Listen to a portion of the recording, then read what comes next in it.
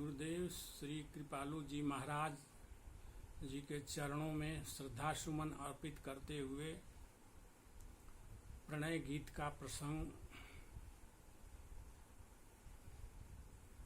कहा जा रहा है। भाइयों एवं बहनों,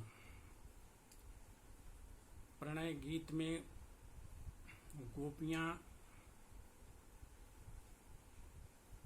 जो अनपढ़ एवं गंवार हैं, जिनके पास कोई भी डिग्री नहीं है, जो आलीशान महलों में नहीं रहती हैं, जो झोपड़पट्टियों में रहती हैं,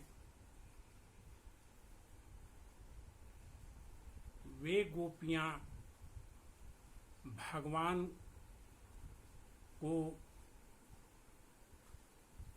अपनी बात सुना रही हैं। लेकिन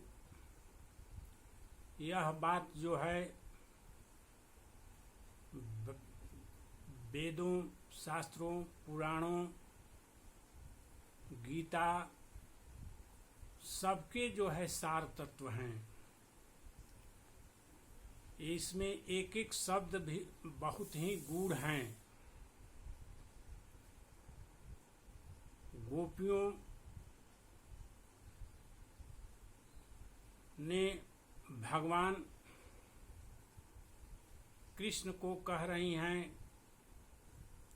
कि आप बार बार जो है घर लौट जाने की बात बोल रहे हैं,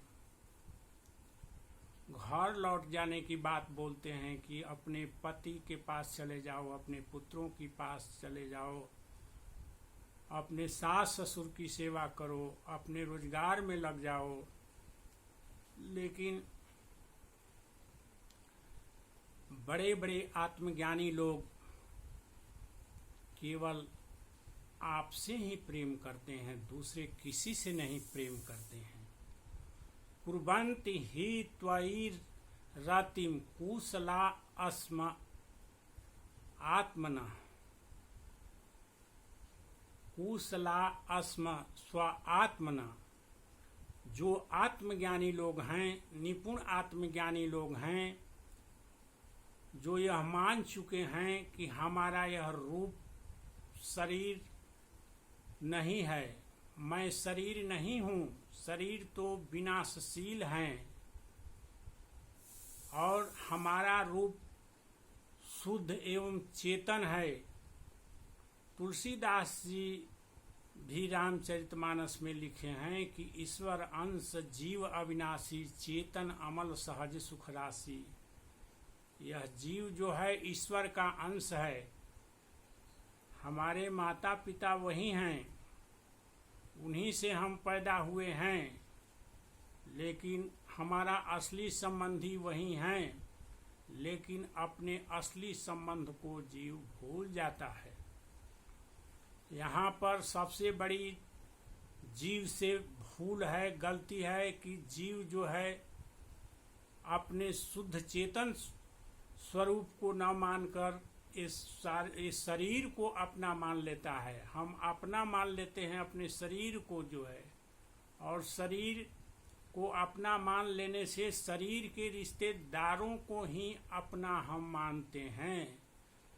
ये नश्वर शरीर वाले पति को अपना मानते हैं, बेटों को अपना मानते हैं, माँ बाप को अपना मानते हैं। जितने भी रिश्ते नाते हैं सब नश्वर शरीर वाले हैं, और ये रिश्ता एक दिन टूटेगा और नश्वर शरीर जाके अग्नि में जला दिए जाएंगे जो है। यही इस संसार का नियम है कि यहाँ पर सब चीज क्षणभंगुर है। आदमी क्षणभंगुर से ही प्रेम कर रहा है।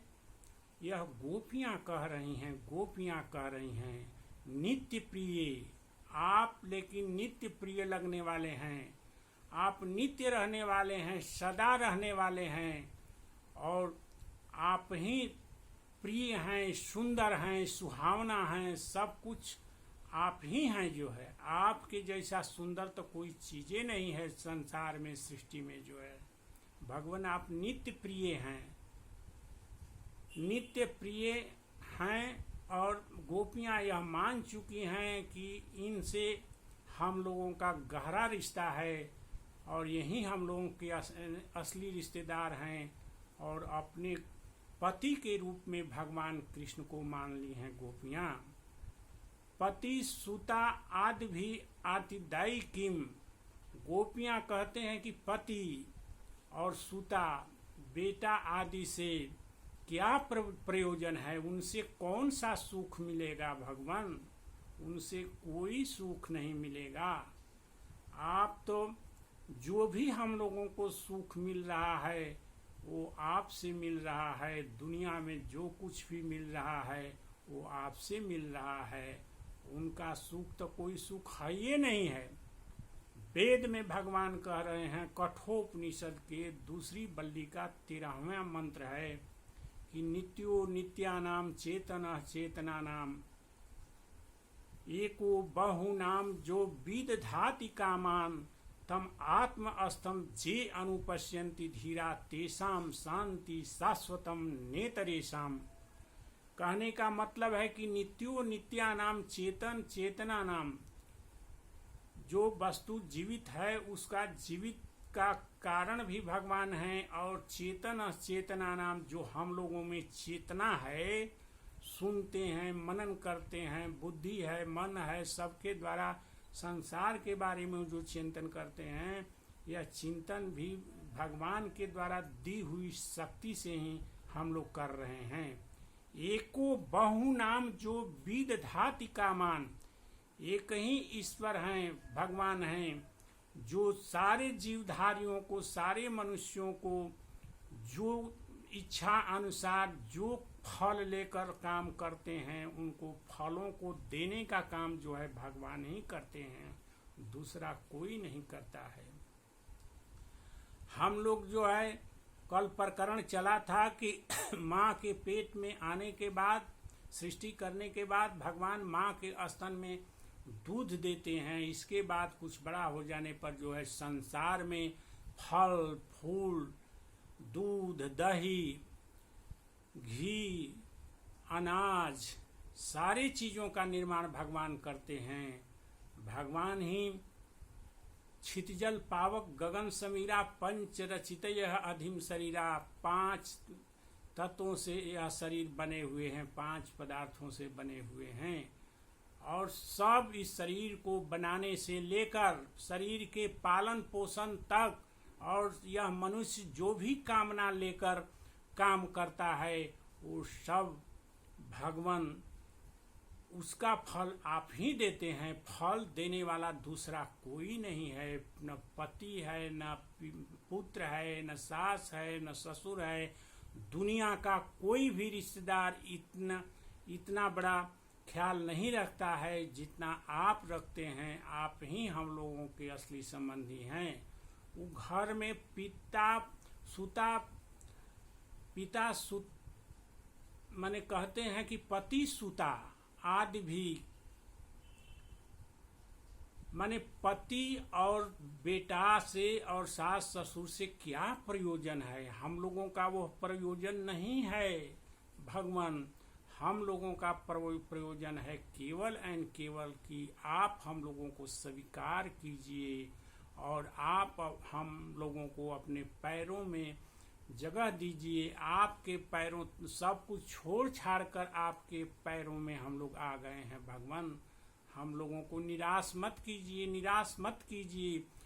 तन प्रसिद्ध परमेश्वर माँ छिंदा अस्मा, तन मने तब भगवान हम लोगों पर आप प्रसन्न हो जाइए। आप परमेश्वर हैं और परमेश्वर हैं। हम लोग बहुत दिनों से अपने मन में अभिलाषा बनाए हुए हैं कि आपके चरणों का प्रेम हमको मिलेगा। बस हम लोग आपके चरणों का प्रेम ही चाहते हैं। हम लोगों का प्रयोजन यही है।